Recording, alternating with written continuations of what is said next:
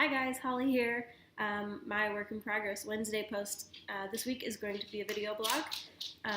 First off, I wanna start off by saying thank you so much to the entire online knitting community and offline, the entire knitting community for the warm welcome of my paint box cowl, which I'm wearing right now. It was officially released yesterday, but I published the pattern to Ravelry the day before. I just couldn't wait. It was, when you just like love something and you want to just get it out there. So thank you so much for that. I love this cowl. I wear it all the time. I love the colors. I love the stitches. I love all of my test knitters and all of their projects as well. So thank you for that.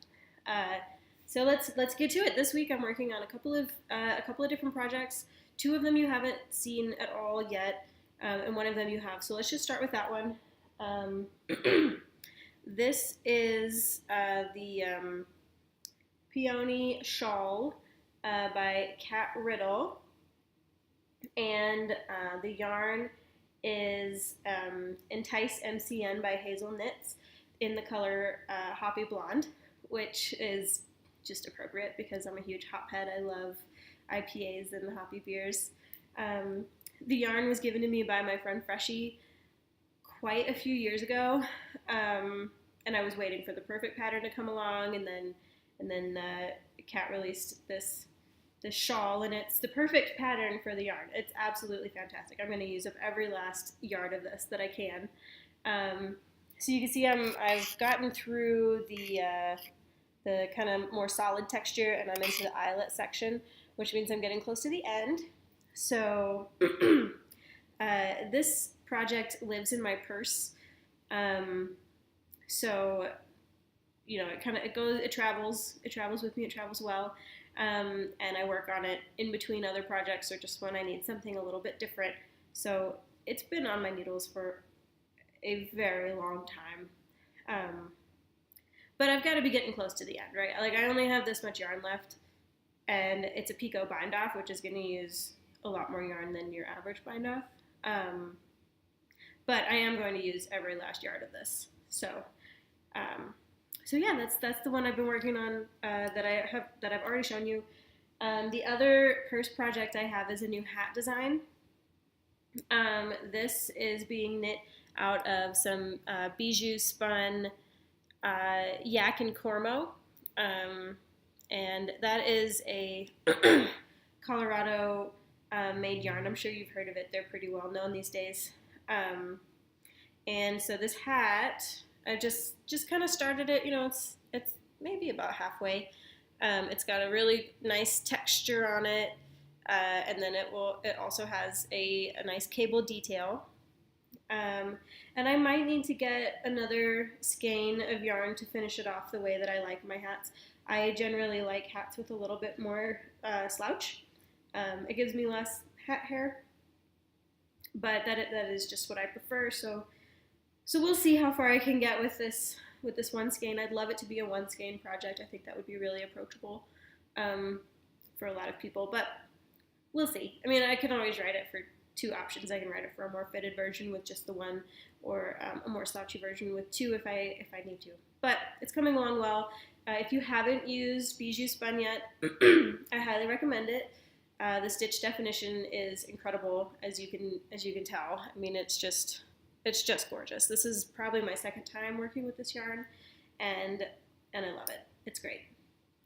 And the other project that I am super duper excited to share with you is my A Des cardigan. I did cast on for it. So the yarn arrived last week, and I got it from another Raveler. She was destashing 4 hanks of this Cascade ecological wool, which comes in massive skeins.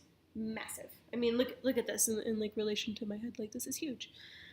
So I wound up 2 of them because I know that 2 will definitely get the sweater done. And the other 2 are just going to hang out in my stash, and I'll probably use them for another sweater or something later on down the road. I did decide to cast on for a sleeve in lieu of doing a gauge swatch. I just wanted to get started on it right away, and I know that sleeves are basically gauge swatches. Uh, so the pattern itself, excuse me for all the coughing, I'm getting over a cold, and I'm like almost there, but you know, like when you have a cold and that like last bit of congestion just kind of hangs on a little longer than it needs to. I'm in that phase. Anyway, so the pattern is written to be worked in pieces from the bottom up flat. So there's a couple of seams. And with a sweater that's knit out of bulky yarn and has this much body to it, that kind of makes sense. I'm going to minimize the seams just because I don't want to do them. So I cast on the sleeve in the round, and I'm going to do as much of the body in one piece as I can as well. I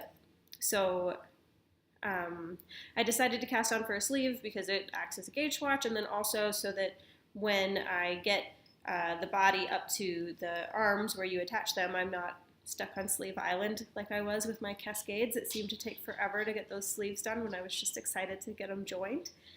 So sleeves first. Oh, this is Lisa. You've met her. She's fabulous. She likes to help me do everything. Another thing I'm doing that's really kind of minor, but I want to mention it anyway just because it's a modification that I'm doing. I'm purling all the stitches through the back loops and having kind of that twisted on the inside. The only reason I'm doing this is because I don't like the ladder that shows up when you switch from a purl stitch to a knit stitch. Just a personal preference. It's not going to make a huge difference in the end of the sweater, but that's another thing that I'm doing. So these are the 3 projects that I'm working on this week, and this is my second video blog of 2017, and I hope you like it.